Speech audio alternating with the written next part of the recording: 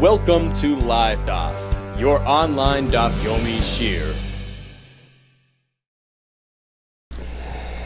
Shalom Aleichem, welcome back to today's Daf Yomi, Menachos Pevav. We begin on the bottom line on Peyam and Beis.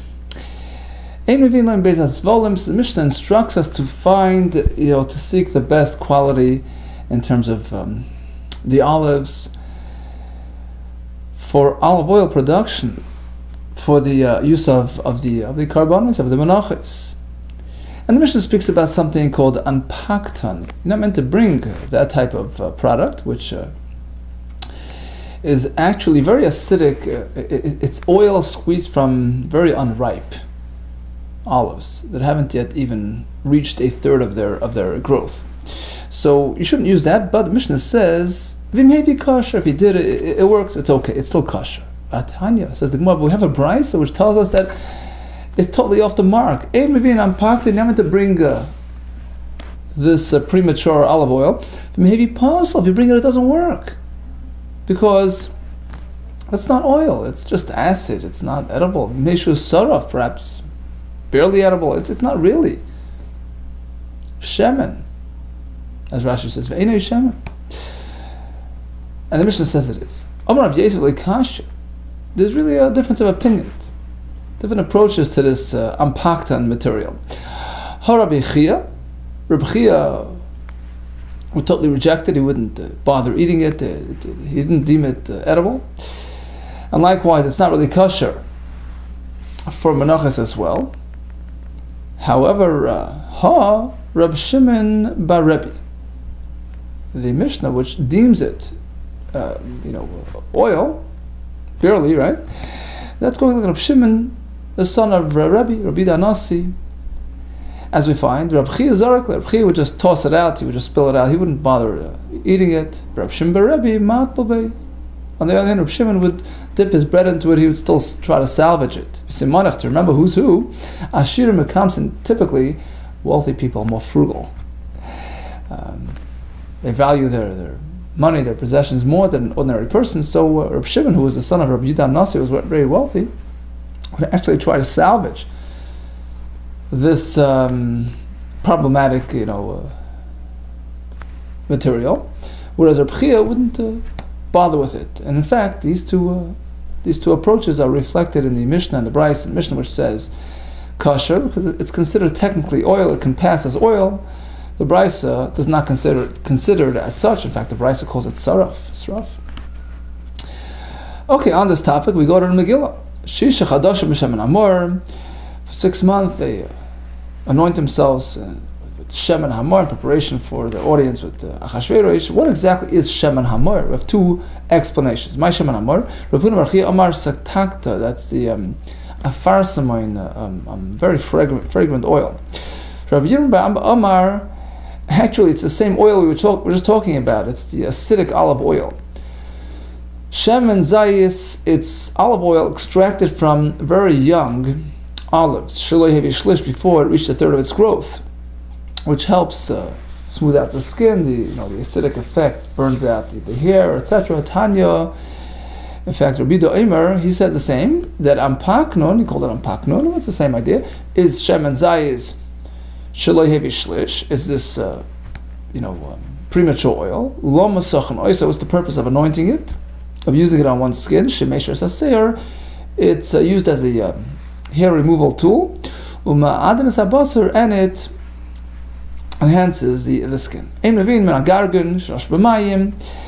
You don't extract oil from olives that need to be soaked in water, because that's not proper oil. Tanarabonon shamazayis kavush, if it was pickled olives, shala, cooked, shari, soaked, shal shmarim, or you sort of squeeze oil residue out of the shmarim, out of the sediment of the olive oil. Vishal reach ra, or it exudes a unpleasant odor. All these are not really suitable for carbon use. Lo yavi, maybe if you did it possible, it doesn't work. It's so blemished, it's so off the mark, it's so not suitable. Now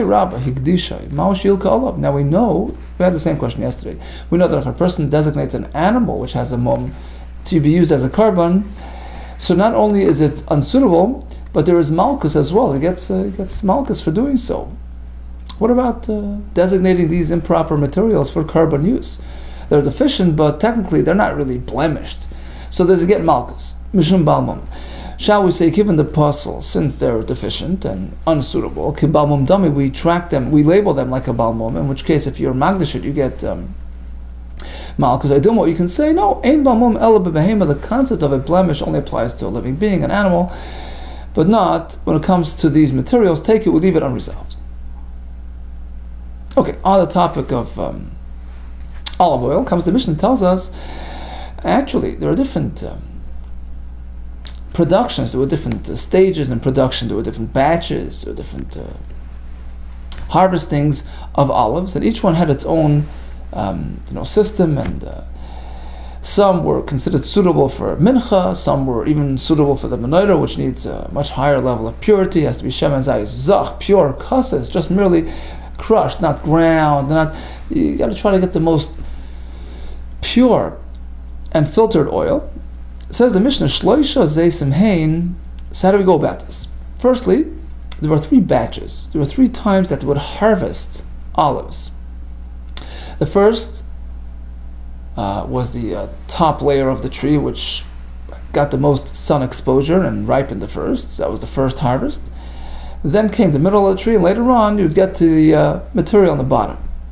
Now, each harvest, right, each group, each batch, would undergo 3 sort of steps in the extraction of the olive oil. The first one was the most pure, just a simple crush, and the oil that it oozes out is considered the most pristine oil. That's for the menorah. And then comes level B and comes level C, which were not fit for menorah use, only for menachos.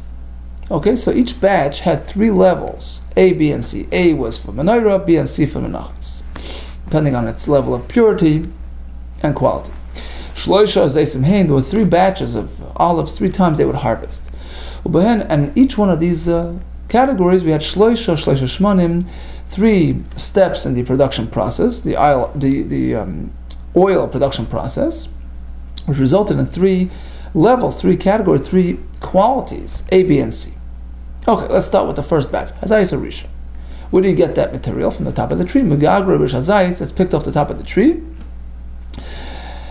And you take it, v'kaisesh, you do a quick crush, just an easy crush, not too serious, not too intense, so that only the purest of the oil comes out at that point. You take the crushed olive, place it in the basket for it to filter out, and whatever drips out is the best of the best. Rabbi Damas Fias Hasal, he says it's not placed on the bottom. You put it along the sides, the wall of the basket, so it has that extra filtering, a process. By putting it on the side, the oil would filter down the sides, and it would add to the cleansing, and then drip out the bottom. So this is the first top quality. This is what we call 1A, right?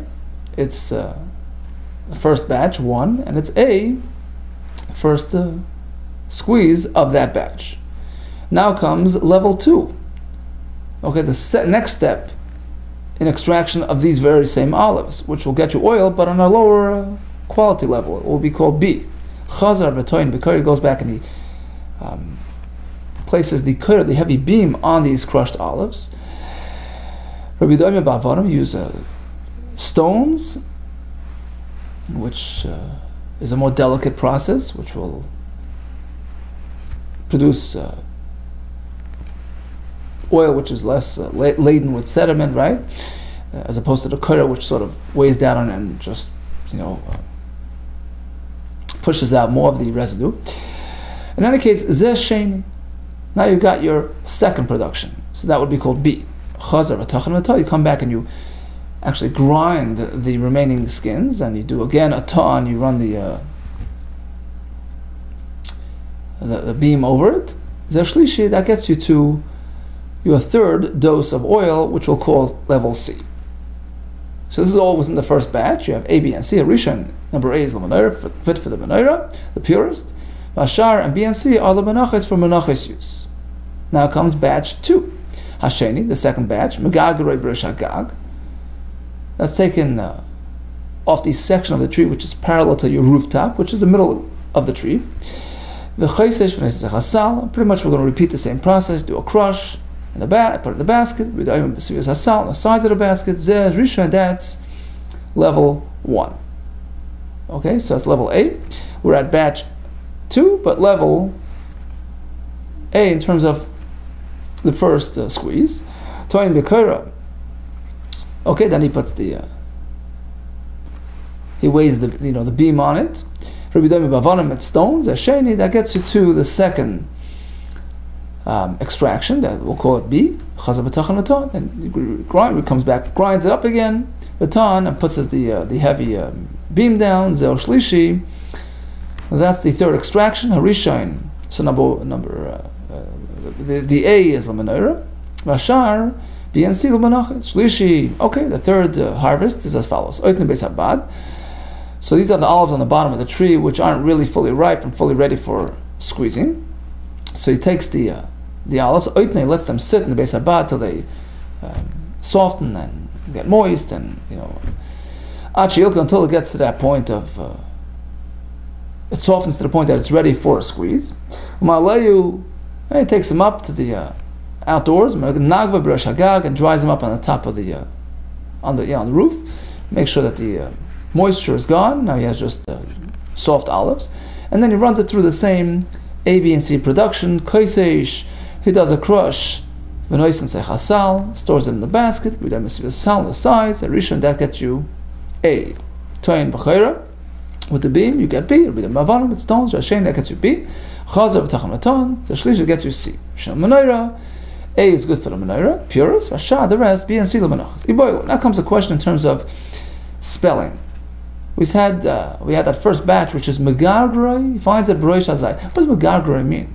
Megargroi tnan, was it spelled megargroi? So he picks it one at a time, and as they're ripening, a megargroi tnan, or does he allow them to sit there until they fully ripen? He does it all as one, which is a more advanced, stage of ripening. Tashma, comes a brisa, which actually uses the word megargroi, which clarifies this point. The sanya, shemen zayis mizeisei. Olive oil for the menorah is meant to be mizeisei. It's meant to come right out of the olive. Meaning it's not meant to be, squeezed out of the skin. It's meant to have olives which are laden with oil, and that allows the oil to just simply come out using a simple crush. So basically, leave it out there until it's fully laden with oil, fully ripe, where just a simple crush will produce that pure oil for the menorah. The Farshim explain, we learned this from the term shemen zayis. So why does it have to say shemen zayis? Because the truth is that the term shemen in Torah typically refers to zayis. So shemen zayis is additional emphasis to tell you that it's the zayis that will produce. It's almost like you have you have table grapes and you have wine grapes, right? So here as well, it's meant to be at a point where the olive is ready to just ooze out its oil, which will yield really nice, high-quality, pure oil. Mikan Amro. So based on this, we learn that the following method of extraction is meant to be used, allowing the oil to come out in a very pure, pristine form for the menorah, and the rest is for the Menachos. Okay, so pretty much we repeat, all the steps we discussed in the Mishnah. Zayis Rishon, so the first batch of olives comes from the top of the tree. The ripe one, Megalgaloi. Here we go, Megalgaloi. That resolves our question. So it's Megalgaloi. You have to let it out there until it all ripens properly. And then you pick it, Bush Hazayis, bring it into the olive press, Beis Habad, V'toichen B'Rechayim. So interestingly, there is already one difference. Because in the Mishnah, initially it's just a crush, Here it says, in order to get level A, you're ready grinding it. Okay, so we'll dwell on that in a minute. And he puts it into the baskets, and allows the oil to run out. Shemen hayitzim menus, the oil that comes out. Zehayirishan, this is level A. Ton bekoira, pressed with the beam. Shemen, now this new oil is B. Shemen hayitzim menus zehayishin. V'chazar parshanut-torah-comment, he takes them all out and he grinds them up again under the beam. That gets you level C. Harishan, so level A for the menorah, that's the most pristine for the menorah. And the rest, BNC Menachos. Okay, so that's the first batch. V'chein zayis sheni, and this very exact process is applied to the second category, the second batch of olives as well. V'zayis shlishi, however, when it comes to the third batch, which needs to be treated a little bit more harshly to get the oil out. So again, this one has to be softened and let to sort of rot a little bit. You leave it sitting there in the Beis Habad achiyilk until it softens and it gets mushy, umala, l'resh agag, then takes it outside, 86mTalmud, piles it up like in a pile, like a tamara, like a date, narrow on top, wide on bottom, ashizuv meimav, to allow the moisture to run out, and then it's ready for a press. V'kointzoi l'Beis Habad, he takes it into the olive press, v'toichanoi, grinds them up, b'rechaim in the millstone, v'noisne v'salen, then takes that mush into the, puts it into the baskets, v'shemen menu, and the first oil that drips out, zayushin, this is category A, level A, that's for the menorah, ton bekoira, then he puts it onto the heavy beam. For the second production, shemen menu, the oil that comes out of him now, zayushin, that's product B, parak, he unloads the material, takes it out, chazar v'tach, and then re-grinds it, v'tan, and then places it under the heavy beam, zeh shlishi. This gets you to the last and final olive extraction of the season.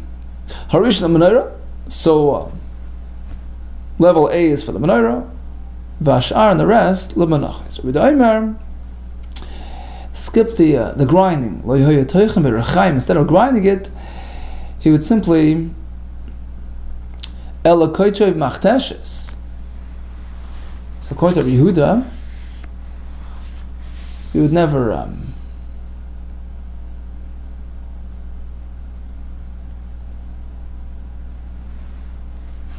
the Tanakh spoke about, even the first extraction is done by way of grinding. Rabbi disagrees. It is loy hoyetoichnai. Instead of grinding them, he would just give them a crush. Crush them into the mortar, right? To get the pure oil. So that's his first disagreement, right? Level A cannot be achieved by way of grinding, merely by way of just a quick crush. And regarding level 2, he disagrees as well. Instead of using a kaira, a heavy beam, he uses just stones. And thirdly, regarding placing them in a basket to allow the oil to filter out, instead of placing it on the bottom of the basket, he places it along the sides, along the walls, to allow for that extra filterization.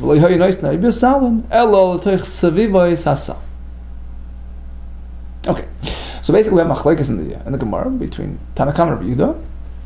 Tanakh says even level A can be achieved by way of grinding. Rabbi Yehuda disagrees; he says it has to be a crush only. We have another point. Tanakh speaks about just putting the material into the basket or wherever. Rabbi Yehuda insists on using the walls, and Tanakh speaks about using the kaira. Rabbi Yehuda says the stones. Now, what about our Mishnah? See, it's interesting to note that in our Mishnah, even Tanakh was careful in terms of instructing us how to crush that first crush. He said it had to be crushed only, not ground, which is pretty much picking up Rabbi Yehuda's opinion in this price on that point. But then when it comes to placement in the basket, our Mishnah doesn't discriminate. He says just put it in the basket. Rabbi Yehuda is the one who says put it on the walls. So who's which opinion is reflected in our Mishnah? It's not really fully Rabbi Yehuda. It's not fully the of the Brisa, nor is it the Tanakh of the Brisa.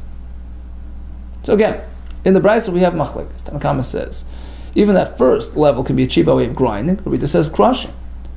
Tanna Kamma says put it in the basket anywhere. Rabbi Yehuda says on the walls. Now in our Mishnah we sort of picked and chose. We insist on crushing and not grinding, but anywhere in the basket's okay. Hogav Akash. Now, by taking a look at our Mishnah, it seems to be inherently a contradiction.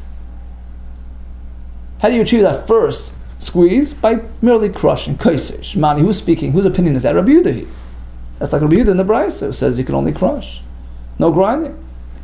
To get that first, extraction. Rabbi Yehuda. But when it comes to placement in the basket, Teichas, I'll put it anywhere in the basket. That's like the Rabbanan in the Gemara. I saw on the Rabbanan. As opposed to Rabbi Yehuda says put it on the walls. So, where are we going? Says the Gemara exactly as such. It's a third opinion. It's a third shita who picked and chose. Hai Tana, the opinion now Mishnah. On the one hand, he adopted Rabbi Yehuda's crushing element versus Rabbi Yehuda's basket element. So in terms of crushing versus grinding, on that he went with Rabbi Yehuda's opinion. Regarding the exactly what to put in the basket, he wasn't insistent on putting it on the sides. Anywhere is fine, unlike Rabbi Yehuda. Okay, so bottom line is, for the menorah we need the purest of the pure. Shemen Zayis Zach Kasas Lamar. For the Menachos you can use the less pure as well. We discussed the 3 harvests, the 3 batches of olives, each one going through 3 steps to achieve oil of various degrees of quality. Right? So we had sort of A, B, and C. A is for the menorah, B and C is good for the Menachos. Bottom line is we have 9 different products here, right? The 3 harvests, let's call them 1, 2, and 3, which within each one we have A, B, and C. Now in terms of pairing them up, so you have a choice between 1B and 3. Which one do you prefer? Says the Mishnah, we'll tell you exactly how to line it up. So basically, the first batch, that's the best quality olives, which produce the highest quality oil. Batch B is 1 step down, and batch C is 1 step below that. And within each batch, of course, we have the 3 levels. That's how it lines up. So it results in the following graph. Says the Mishnah, Harishon Shabarishon, so the first of the first, the best of the best. So that would be, in our code, it would be 1A, right? A is the top level, extracted from 1, from the first batch, so it's 1A. A, that's the best you can get. You can't get better than that. Hasheni Shabarishon. Next one down is 1B, right? The first batch, second production. So that lines up with the first of the second batch, which we would call B1. So A2 parallels B1. Okay, so now you know they're on the same level. Harsheni Shabarishon, Varishon Shabarisheni Shavan. Hashlishi Shabarishon. Let's go back to batch 1. Third level, so it's 1C. That lines up with Vasheni Shabarisheni, with the second of the second batch, which is 2B. So 1C and 2B and 3A line up. And the first of the third batch, Shavan, they all line up with each other. So the third of the second batch, so it's 2C. The second of the third batch, which is 3B. So 2C and 3B line up. Shavan. A third of the third, which is 3C. And matamenu, you can't get more inferior than that. That's the bottom of the barrel. So basically, if you have a choice between this and that, you know which way to go, depending on their respective levels of quality. Fine.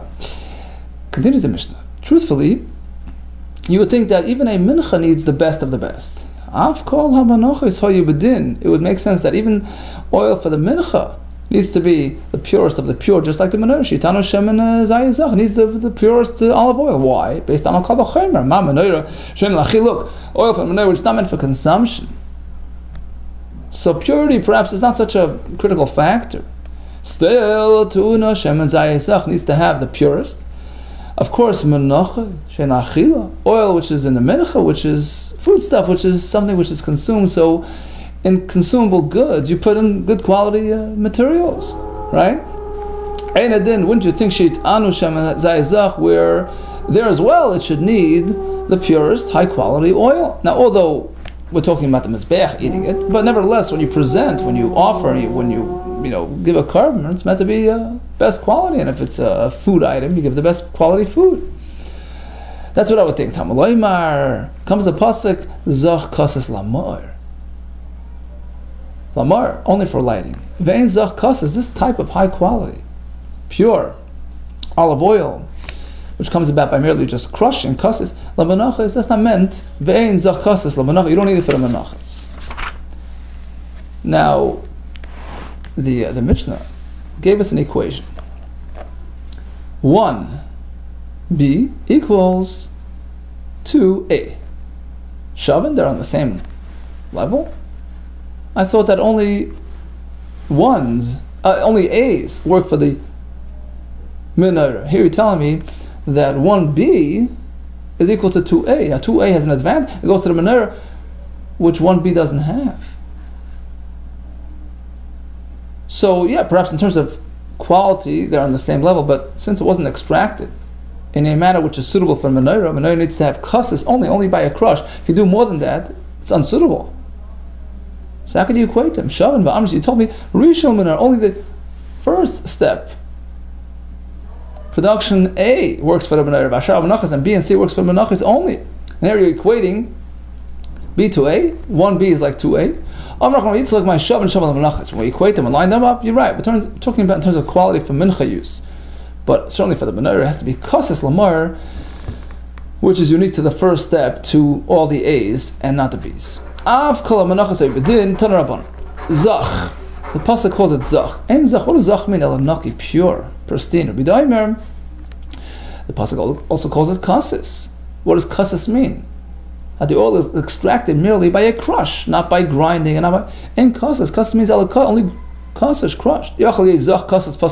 Now, once we established that the menorah requires this extra super pure oil, but the menachos don't, perhaps let's take it to the other extreme. Maybe you can't use it for menachos. It's possible for menachos. Torah designates this for the menorah and nothing else. Talmud loymar, we have another pasuk. V'yisorein soiles bol b'shem kasas for the menachos. The pasuk refers to kasas even for mincha, so you can use it. So why does the Torah designate kasas only for the menorah? El b'nei chisachin, to save us money. My chisachin. What's the significance of that? Amar Blazer. Ha Torah chasa al mamanisha Yisrael. Fine. Throughout the Torah was concerned about unnecessary spending of money, of either shigel. And the Parshanut explains, so the menorah was just a one-day event. It was a defined amount of oil, so that needed to be the highest quality. But menachos, which are a constant phenomenon, the Torah allowed. You could use it, but allowed even lesser quality in order to spare that extra expense. Sav as b'nei Yisrael, right? The pasuk says that you should command b'nei Yisrael b'koy lecha shemen zayizach. They should bring to you elecha, this olive oil for the menachos. Elecha. What's the point of the word elecha? It's for you. It's meant for your sake, for Klal Yisrael's sake. It's not for me. Hashem says I don't need this light. I don't need this light. Rather, it's meant to be a testimony of your commitment, of your dedication, of your cleaving to Hashem, as we're going to see in a minute. In fact, the placement of the menorah indicates as such. It's not meant for Hashem. Because in the Heichal we had a table, a shulchan, full of bread. Now typically you put the lamp near the bread so you can eat and enjoy your food. But here the menorah was on the other side to highlight that it's not meant for Hashem's benefit. Right? So, shulchan b'tzafin. In fact, the shulchan is on one side. Menorah is all on the other side, b'darim. In the middle you have the mizbeach, which highlights this point. Amar Bzik, Amar Blazer, once again, lo l'achila nitzarech. Bread on the shulchan is not meant for my consumption, says Hashem. I don't need that food, nor the light of the menorah. In fact, the pasuk describing the construction of the Heichal describes the windows that were fashioned in a very unusual way. Typically, a window, a light window, like a skylight, is constructed in a manner which produces a maximum amount of sunlight in the house. So it broadens, it gets wider as it faces the house, right? It could be this size on top, but then as the walls taper down, it tapers away, it widens so that there's more sunlight in the house. But here it was just the opposite. It was reversed. It was wide on the outside, narrow on the inside, to highlight that Hashem doesn't need this light. We're meant to get our oyer, our spirituality, our chizuk, our guidance, our enlightenment from Hashem, from the Shekhinah, from the Hechel. Vayas l'bayis, made for the bayis, the Hechel, chaloini, when those shkufim atumim. What does that mean? Tana shkufim b'fnim. Towards the inside it was narrow, v'atum b'chutz, and the outside was wide. To highlight that loy lo'oira, I don't need this light, says Hashem. It's for you, for your benefit only. And the pasuk in describing the location of the menorah says michutz laparechas ha'edus ba'yel mayit. So the pasuk relates the menorah to edus, the testimony. Why? Edus sulachal ba'yel. The menorah's functioning was an edus, serves as a testimonial to everybody out there in the world. Shashchina shoyra b'Yisrael, that we have the Shekhinah resting by us. How do you see that? We'll see in a minute. Well, if you'll say maybe it's for Hashem, look what happened. For 40 years in the desert, how did they travel? Following the light, the fire of Hashem. So Hashem provided light. Hashem is a provider of light. Ella, rather the point that the menorah is, it provides as a constant testament that we have the presence of Shekhinah by us. How do you see that in the menorah? Ma'edusa. Where's the edus? Amar Rava, Zenemar Ravi. That's the Nemar Ravi, which was the middle. Some learned to be the middle of the 7 lamps, which faced the Kedesh HaKadoshim westward. So all the other ones faced the middle, but this one faced west. And this was a very miraculous flame. On the one hand, you place the same amount of oil in this lamp like everybody else, a half a lug, so it wouldn't have an extra amount of oil, but it would burn way longer. It would burn continuously, 24 hours. And that provided the light source to burn, to light up the other candles, the other lamps. In fact, that was the last one that he would tend to. So Rashi explains that it would burn all day.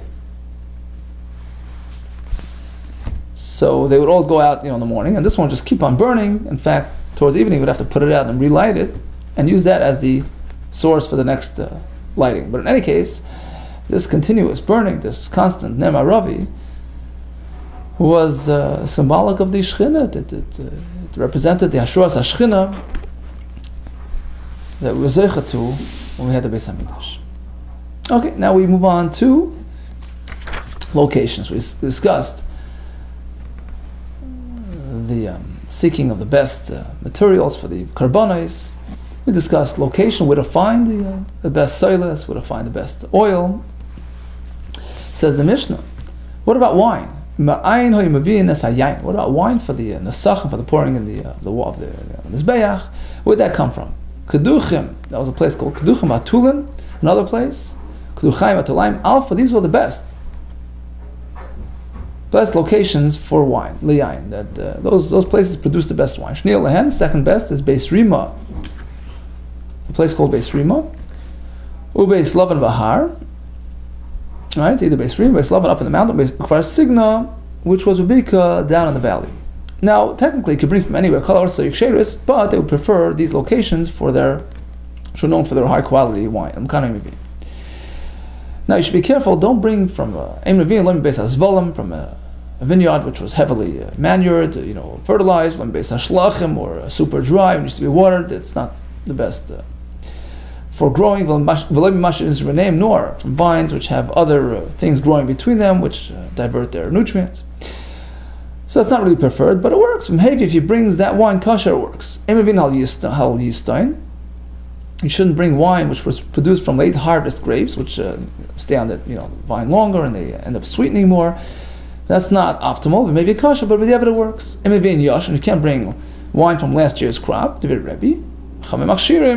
So old wine is no good. According to Chachamim, it's okay. You don't bring wine which is extra sweet, nor smoked, nor cooked. Maybe puzzle. In this case, it's really critical. Nor do you produce your wine from the loyos, the vines which have been sort of perched on these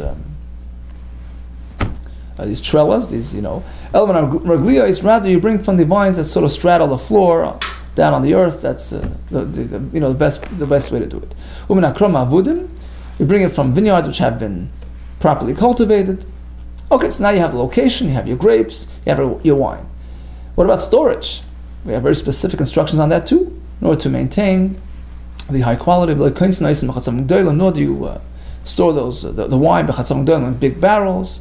Rather in small ones, to keep them preserved. Even though small barrels should not be filled to the brim, you leave a little space to allow it to breathe. In fact, that's why they use corks, to allow the wine to breathe, so that the aroma has room to spread. Now, once you have the barrel stored away, you're ready to use the wine for the Menachos. You open the spigot. Be careful, don't use the wine up on top. Because there you'll find some like powdery white residue. Nor from the very bottom, because of the lees, the residue that sits there, the sediment. So I bring it from the middle third, right in the middle. So now he's running the wine and the filling up for the Nesachim. How do you do that final inspection to make sure that you have good quality stuff? So the Gizbar, the one in charge, and the Hegdash sits there, keeping a close watch on that wine that's running out of the barrel. He holds he's holding this little stick. Zarak Hagir, once the wine gets to the bottom and gear, like white stuff starts coming out, that's from the Shemarim. Hikesh Bekane gives a little click with his bang with his stick. That was a sign to stop, to shut the spigot. Why didn't he just say it? The Gemara will tell us a very interesting thing, that speaking in front of wine can harm the wine. Rabbi Yezer Rido Eimer, he says like this: Yain sheish bei k'mach and pasel. We spoke about avoiding the top layer, which has the k'mach, and he says actually, if you find k'mach in the barrel, the whole barrel is pasel. It's blemished. Shenamar t'mimim yilachem u'menachos. And we learned that mincha material has to be good quality, unblemished, without deficiencies. T'mimim yulachem niskeim. We learned that in the Nesachim, the wine as well has to have that good quality element to it. Otherwise, it's like a balmum, which makes the whole thing possible. In which case, he says the whole barrel is unsuitable. Okay, so we spoke about